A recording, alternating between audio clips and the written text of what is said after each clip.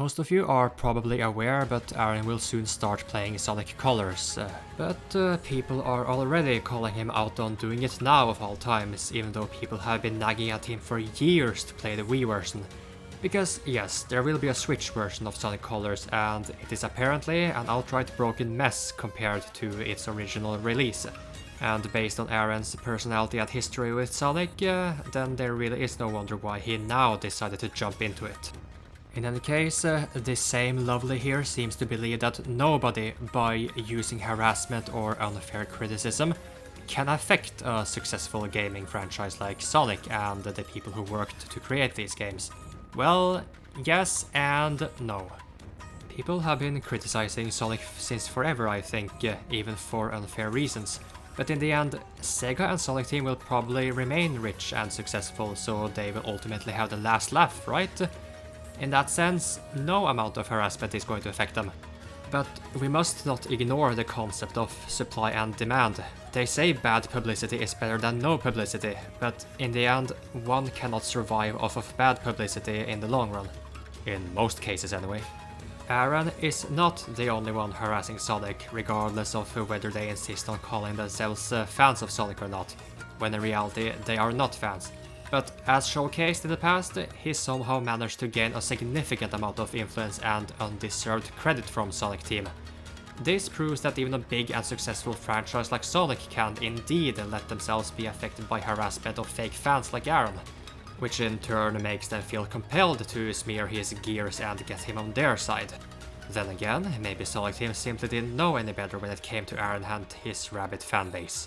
So, back to the upcoming playthrough of Sonic Colors for the Switch.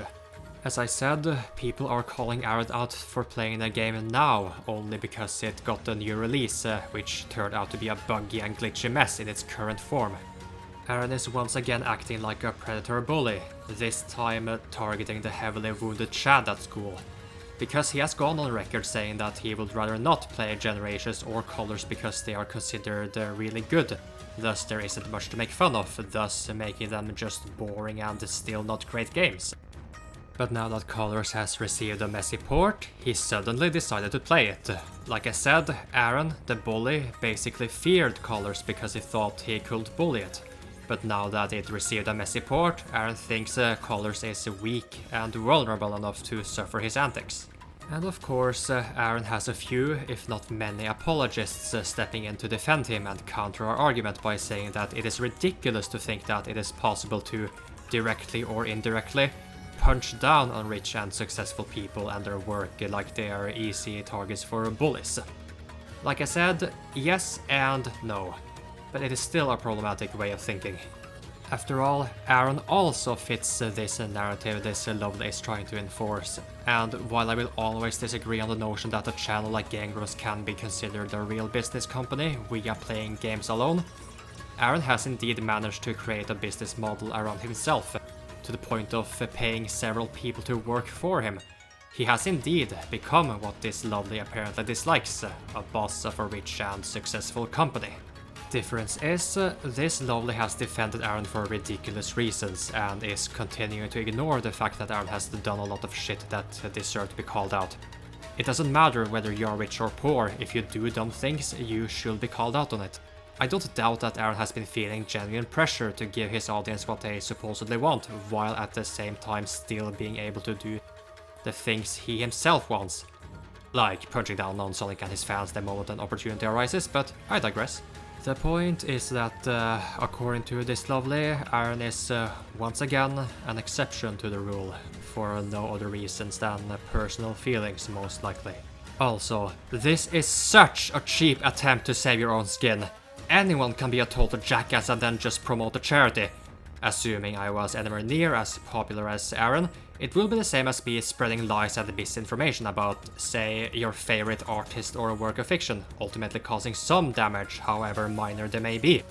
And then I just say, hey guys, I support a good cause. That immediately absolves everything bad I've done and said, right? And you could, of course, say, well, he brought awareness to a good cause, so is he really all that bad? Well, one thing I could ask you is this what it has come down to? Is Aaron unable to garner attention unless he starts something negative? The answer to that is obviously no, so maybe we should stop asking these redundant and dodgy questions. If you are a frequent bully, you cannot expect the most to turn a blind eye just because you are nice here and there. You could once again argue that these moments of kindness are signs that Aaron is salvageable, that there is still good inside of him. Well, I think that belief can only be truly tested the moment Aaron no longer has the kind of money he currently has.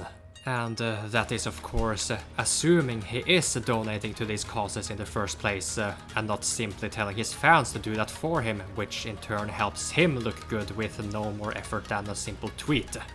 But once again, donating to a charity does not give you a free pass to be a total jerk.